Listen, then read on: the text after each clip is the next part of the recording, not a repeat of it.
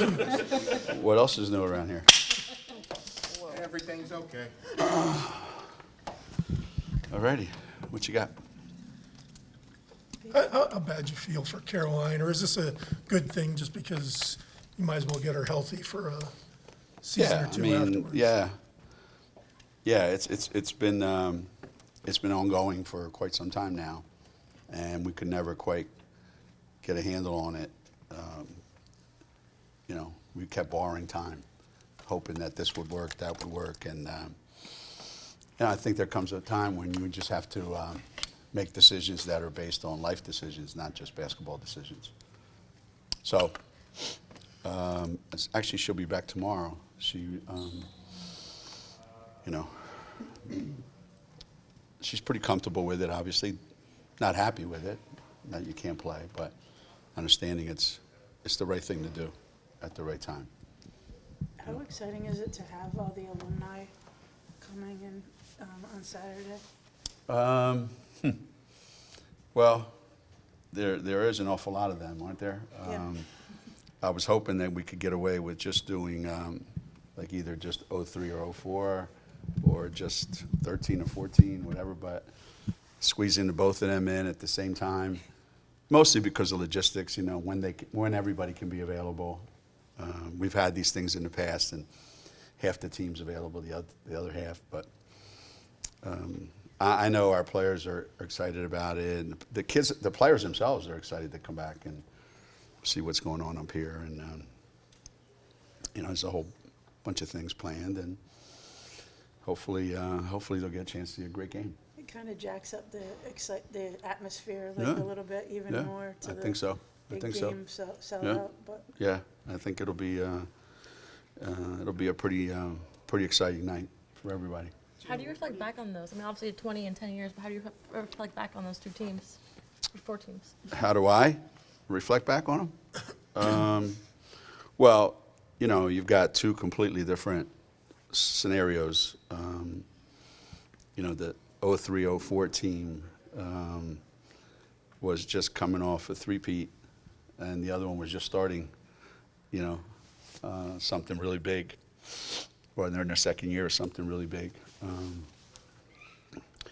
And one team kind of had to figure it out and grow, and everything that could go right had to go right.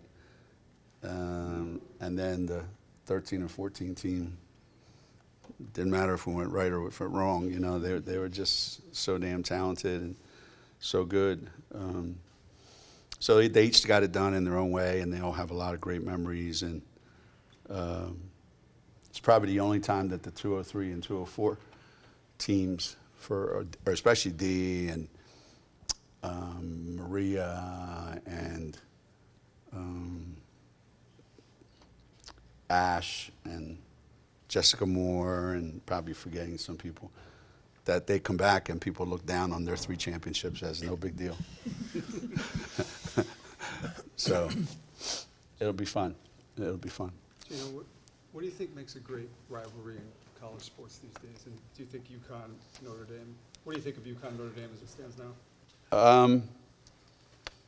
Well, back in those crazy days, what made it, I think what it became was partly it was that we were in the same league, and that we would sometimes play each other. If we weren't careful, that would be the 4th time, twice in the regular season, tournament, and then the NCAA tournament, and it just got to be like nonstop, UConn, Notre Dame, UConn, Notre Dame, UConn, Notre Dame. When we weren't in the same league, that kind of became a measuring stick too for both of us, both teams. Okay, let's see where we are right now at this point in the season. I do think that stability has a lot to do with rivalries, You stay really good, you stay relevant.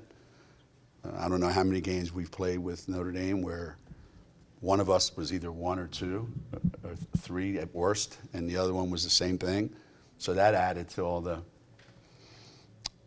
so yeah, it has, they're a great team, and they've got terrific players, and they're they're good every year, and they're really well coached, and it's exciting to play them. You know, whether it's at their place or whether it's here, it doesn't really matter. It's just exciting to play them. What does it do to take now this new team that you've had to reconfigure a few times now to non-conference game again? They seem to be pretty locked in. You know, I enjoy playing, scheduling non-conference games during the season because it does take you to another place mentally. And a lot of times when you're playing within your league, you get tunnel vision, you know, and that's all you see. And this is a good opportunity to find out, like, all right, let's see what we're dealing with here in a month or so, you know. We've certainly played a lot of NCAA tournament teams already this year, and we still got this one and plus another tough one coming up. And I think those are exciting. They're exciting times. And the 4 players that we played, they probably don't even know Notre Dame's not in our league. They're like, man, it took us a long time to play them in our league. You know, they may not even know. Who knows? I'm not going to bring it up. We'll tell them we're tied for first place. Notre Dame's also dealt with a lot of injury issues this year. I mean, just how do you feel like you guys match up with them personnel-wise looking right now? Yeah, they've had some unfortunate things, you know, not to the extent that we've had, but they've had to scramble and try to fix their roster. They're slow, you know, they're slowly getting a little bit healthier. Sanaya's back, and that obviously is a big lift for them. But I think the matchup is pretty good. You know, they've got a dynamite young point guard, you know, and so do we. And they've got some experienced players, and so do we. You know, they're a high-scoring team that loves to play fast, and so do we. And I just think there's a lot of similarities between our two teams. So it should be quite entertaining, I think. You know, there's been so many legendary players involved in UConn, Tennessee, and Yeah. also in UConn, Notre Dame. Where people were really fixated also, though, on Pat and Geno and Yeah. Geno and Muffet. Yeah. Yeah. Do you think there was a full and proper appreciation for the actual basketball and the players involved? I hope so, because that's the easiest way to kill a rivalry, if you make it personal, you know. And I don't know that that's the case a lot of times in other sports, maybe because the coaches don't stay there for as long as, you know, Pat and I were here and Muffet and I were here. So it does kind of get to that point. I think other places coaches change, so it becomes, you know, UConn, Tennessee, or UConn, Notre Dame. It doesn't become, you know, him versus her and her versus him. And that's the part that just, I think, kills rivalries. It just, you know, it may have been fun at one time, but it lost its humor a long time ago. You know, I like to keep it with, you know, UConn versus whoever and leave it at that. But, yeah, that's one of the unfortunate byproducts of being in the situation that we found ourselves in as coaches.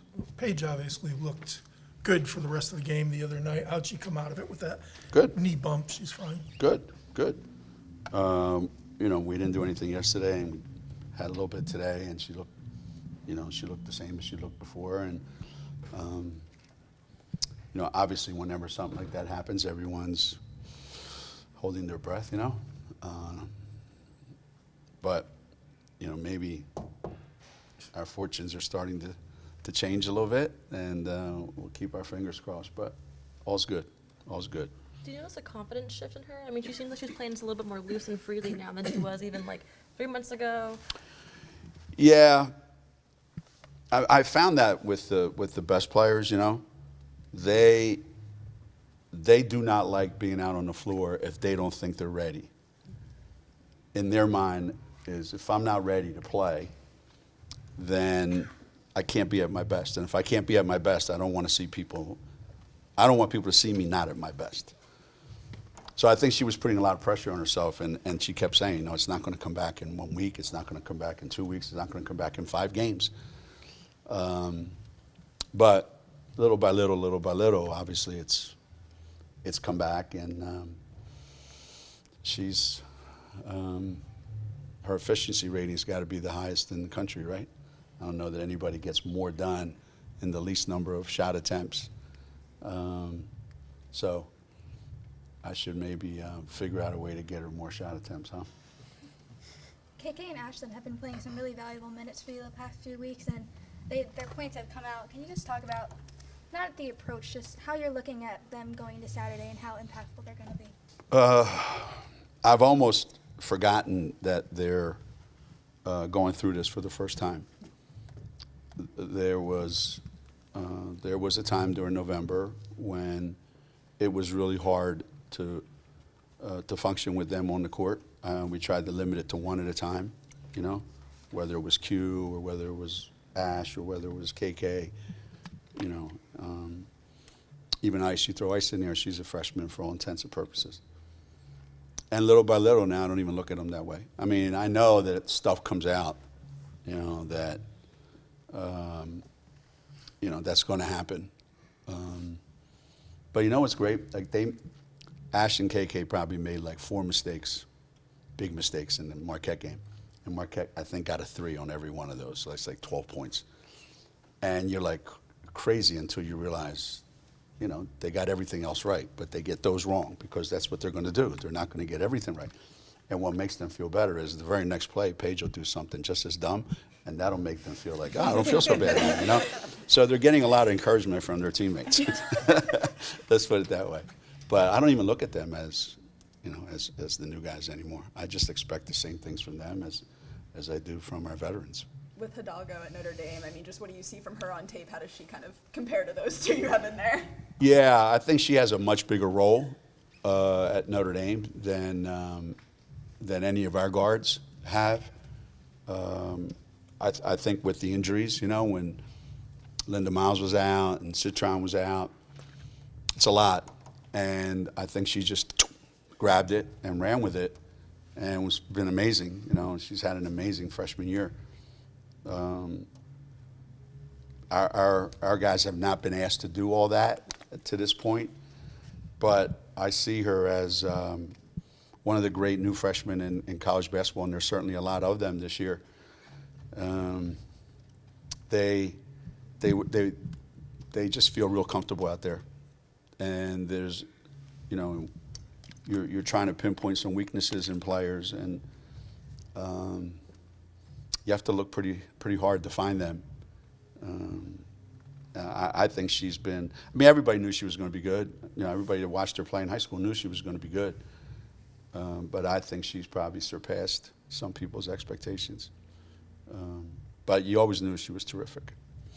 But sometimes you don't get the opportunity to do all that, you know. And she's gotten the opportunity, and God bless her, she's taken advantage of it. Geno, considering that this team has gone through so many changes, what is it about the way that they approach adjustments after halftime that you've really enjoyed? Because when there have been tight games, it's like the third quarter can be magical for them.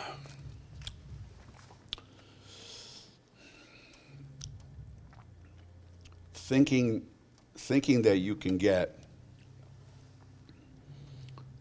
an extended period of time and have their absolute total, unbroken level of concentration, all of them, for 20 minutes from the time you leave the locker room to start a game is really, really hard. And there'll be breakdowns, and there'll be things that happen that I'm excited because there's been some conversations on the bench between our players that have been really, really, really good, where our older guys have really stepped up and been very forceful in what they've said. Then when we go in the locker room, we kind of bundle that together, you know, and build on it. Now when we come out to start the third quarter, generally speaking, that's not every time, there's a renewed focus based on what we've done already. When you start a game, sometimes it's, this is what's going to happen. And it may or may not, but when you go into halftime, this is what just happened. And so you have the enemy's right there in front of you, and you can fix it. And they're pretty good, they're locked in on it. I've been, searching harder than I have in November and December for things that I don't like. I find them, but I'm having to search a little bit harder. So I'm pretty proud of them. I really am. I can't imagine being in their shoes, after all that they've been through and having to go through this. So I just want the best for them. So I'm being.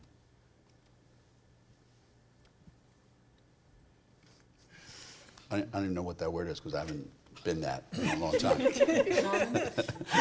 Calm. Nice. Zen, yeah, I'm zen.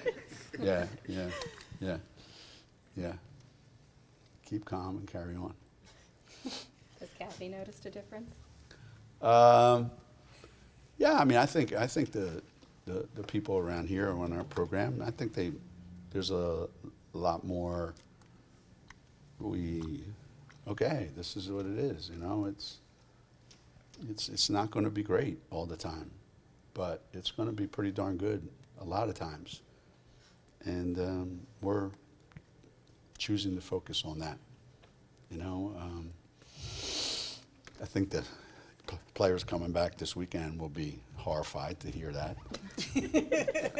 But it's a new world, it's a new world. So we're strange new world. So we're trying to adapt to the strange new world of college basketball. Oops, sorry. Do you see similarities between this year's team and Dee's last year, where Dee had to basically carry the team? It's almost like it's more like Dee's freshman year. With 2 freshmen in the start lineup. We probably have a little more experience on this year's team than we have back then. But those other guys had national championship experience, even though they weren't starters. But it's more like the 2003 team, where, yeah, you're trying to patch the thing together, and things just kept breaking right for us most of the time. The following year was an adventure, 2004. And maybe that's in store for us next year, who knows? All righty.